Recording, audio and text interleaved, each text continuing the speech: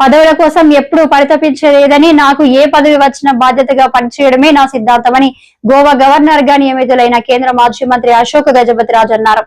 సుమారు 40 ఏళ్ల పాటు ప్రత్యక్ష రాజకీయాలు కొనసాగనున్నారు. ఈ మేరకు ఆయన మీడియా సమావేశంలో మాట్లాడారు. గవర్నర్ గా నా పేరును చంద్రబాబు ప్రతిపాదించడం అదృష్టంగా భావిస్తున్నా. గోవా గవర్నర్ గా ఎంపిక చేసిన ప్రధానమంత్రి నరేంద్ర మోదీ గారికి కృతజ్ఞతలు. గతంలో మోదీ ప్రభుత్వంలో సివిల్ ఏవియేషన్ మినిస్టర్గా పనిచేసే అవకాశం దొరికింది. మరలా దేశానికి సేవ చేసే అవకాశం రావడం అదృష్టంగా భావిస్తున్నాను. గోవా బాగా అభివృద్ధి చెందిన రాష్ట్రం. స్వాతంత్ర్యం తర్వాత భారత్లో చేరిన రాష్ట్రాలలో గోవా ఒకటి. పర్యాటక రంగంలో ఇప్పటికే అభివృద్ధి చెందింది. రాజ్యాంగం ప్రకారమే ప్రతి ఒక్కరూ పనిచేయాలి, ఉల్లంఘించడానికి లేదు. పదవుల కోసం ఏనాడు పరితపించలేదు. పదవులు వచ్చిన తరువాత బాధ్యతగా పనిచేయడమే నా సిద్ధాంతం. దేవుడు ధర్మం వైపు నిలబడే కుటుంబాన్ని నాకు అందించడం అదృష్టం. విశేష్ తెలియజేసిన ప్రతి ఒక్కరికి ధన్యవాదాలు. తెలుగువాడిగా మరింత బాధ్యత పెరిగింది. తెలుగువారు అంతర్జాతీయంగా ఎంతో పేరు ప్రతిష్టలు తీసుకొచ్చారు. వాటిని నిలబెట్టడం బాధ్యత. ఇప్పటికే యాక్టివ్ రాజకీయాలకు రిటైర్మెంట్ తీసుకున్నా. ఎక్కడికి వెళ్ళినా, ఎంత ఎత్తుకు ఎదిగినా విజయనగరం పట్టణాన్ని మర్చిపోను. ఇప్పటికే గోవా ముఖ్యమంత్రి, గవర్నర్లు ఫోన్ చేసి శుభాకాంక్షలు తెలిపారు.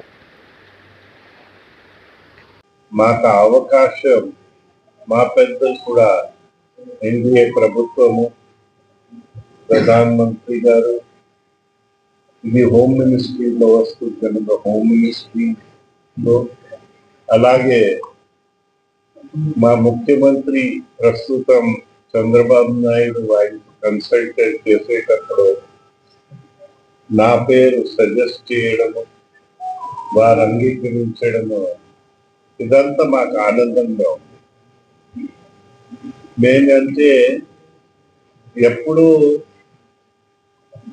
ఏ అవకాశం వెనక నేను పరిగెత్తలేదు, కానీ అవకాశం వచ్చేటప్పుడు బాధ్యత కూడా లేకుండా విస్మరించడం వద్దని నేను అనలేదు.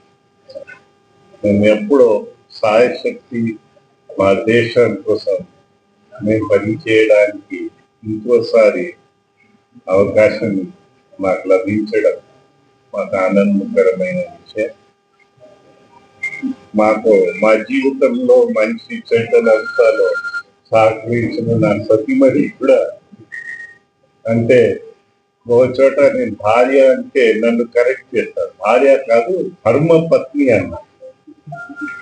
అది ఒక గుడిలో వెళ్ళేటప్పుడు సో మాకు కూడా ధర్మం వైపు నడాలని నడిపించి ప్రోత్సహించే కుటుంబాన్ని ఆ దేవుడు మాకు అందించడం మా అదృష్టమని నేను భావిస్తా ఉన్నాను.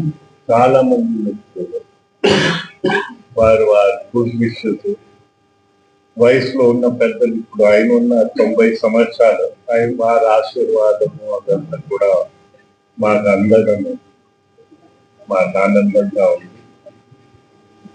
రోజు పుస్తకాలు చదువుతుంటే ఆ పిల్లలకు మంచి అవకాశం చాలా ఆనందంగా స్వీకరించారు.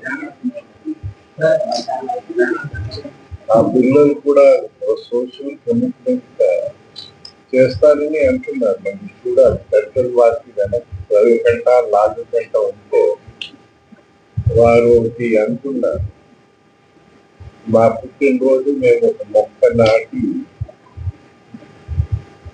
బ్రతికించుతామని ప్రయత్నిస్తే, ఇది గ్లోబల్, ప్రయత్నిస్తే మనకు అఫారెస్టేషన్ బాగుంటుంది, మన దేశానికి బాగుంటుందని ఆ పిల్లలకి జీవించే అవకాశం వచ్చింది.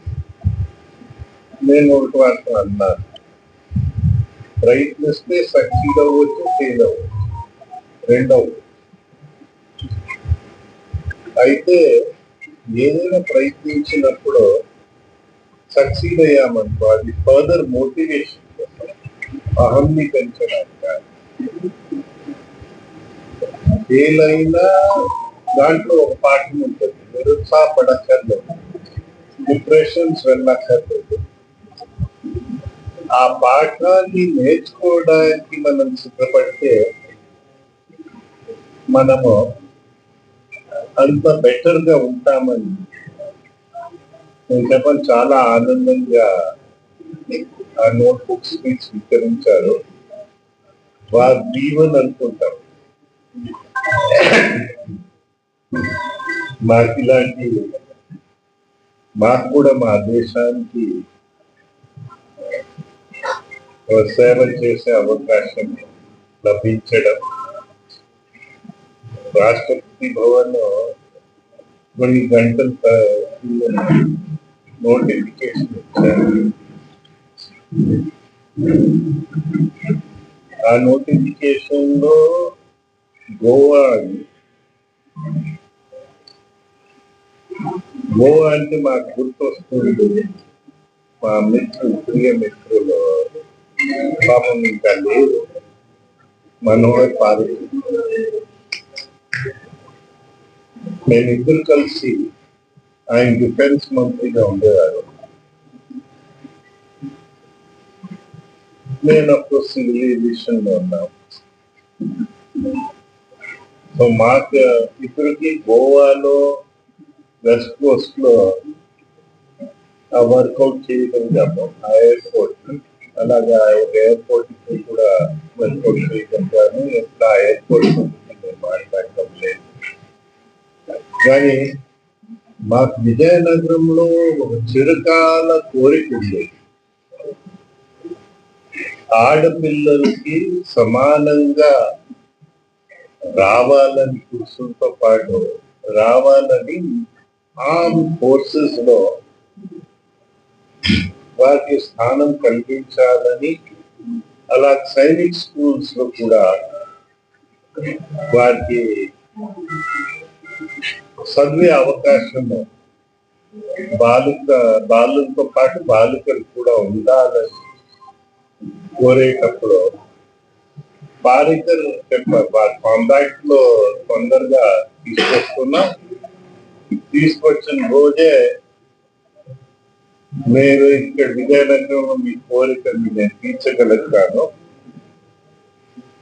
అయితే ఆయన పాపం క్యాన్సర్